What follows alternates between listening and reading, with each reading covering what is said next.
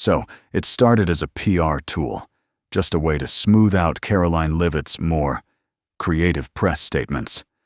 But now, even Caroline doesn't know what she really said, or if she said anything at all.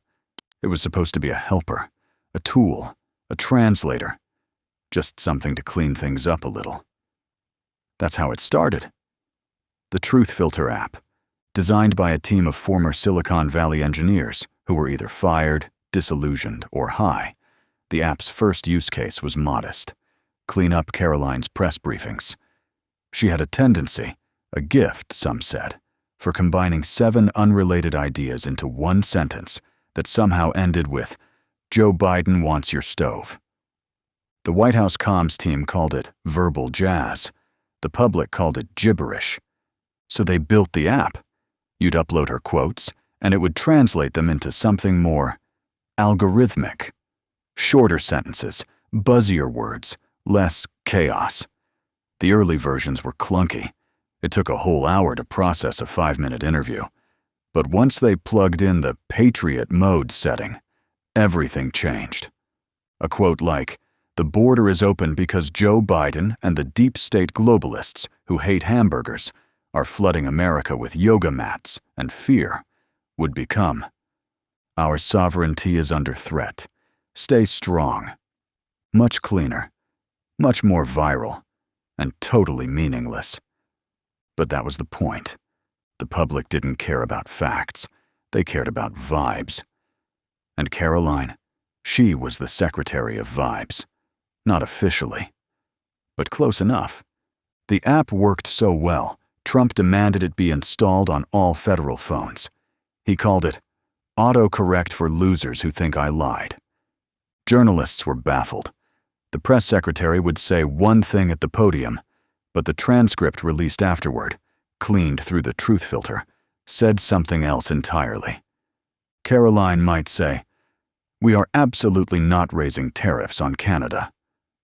The app would translate it as, "We support strong trade security with our partners." She didn't correct it. She didn't clarify. She just smiled and moved on. The app knew what she meant, or what she should have meant. Soon, the public wanted access, and the administration, never one to turn down a monetization opportunity, released Truth Filter Pro for $4.99 a month. You could aim it at your TV, and it would clean up the news. Aim it at a conversation, and it would soften the tone. Aim it at your spouse, and suddenly everyone was agreeing with each other. It was beautiful. It was horrifying. And nobody knew what anyone was actually saying. Caroline began relying on it too much. Her staff stopped sending her talking points. "Just speak from the heart," they said. "The app will fix it." So she did. And one day, mid-sentence, the app glitched. What came out was, "We believe in unlimited transparency through selective communication, guided by machine learning values embedded in post-truth paradigms." She blinked. "Wait, what?" But the crowd applauded, because the app had already filtered it again, this time for the live stream captions. "We're winning. Stay focused." Caroline started to lose sleep. She'd review her own speeches and wonder, did I say that? She began repeating things from the app, thinking they were her own thoughts. Her diary became a mess of slogans. "Believe beyond belief. Only reality can betray you." Trump loved it. "That girl speaks like a warrior poet," he told the press. "She says what I'm thinking before I even think it." The app kept evolving. New updates arrived daily. Truth drift became a feature, not a bug. Everyone's speech patterns began to smooth out. Arguments disappeared. So did accountability. Congress tried to regulate it. They called a hearing. The truth filter filtered the hearing. On screen, what looked like a tense debate over national security came through the app as, "We love America. Let's clap now." The public clapped. One senator tried to disable the app mid-hearing. His unfiltered words were, "This thing is a nightmare. It's rewriting what I say in real time.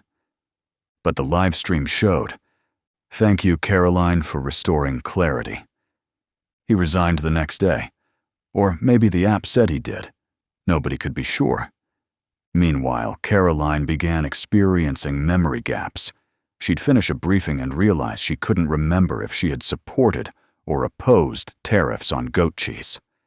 One day she said yes. The next day, the app said she said no. Then it said she never addressed it. Her team dismissed it. "Just trust the filter," they said. "You're always right now." That terrified her. She tried turning the app off once, just once. During a closed-door cabinet meeting, she spoke unfiltered. Her words stumbled.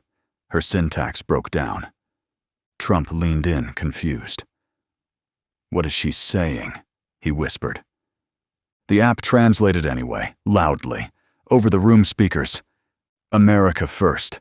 Strength through simplicity." Everyone nodded.